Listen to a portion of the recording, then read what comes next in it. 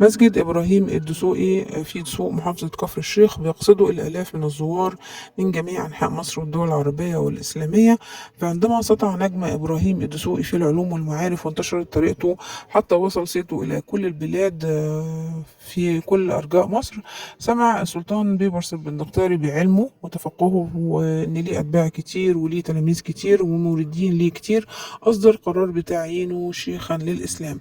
كما قرر السلطان ببناء زاوية يلتقي فيها الشيخ بمريديه يعلمهم ويفقههم في أصول دينهم، وهو كان مسجد يعني كانت الزاوية دي مكان المسجد الحالي.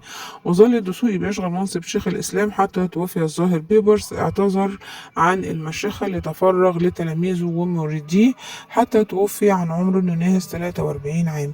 المسجد تم إنشاؤه عام 1277، وطبعا كانت مساحته مش كبيرة كده، مساحته الحالية 7000 متر، وآخر توسعة ليه كان سنة 2023، وده كان آخر ترميم، تم عدة ترميمات دي كان آخرها.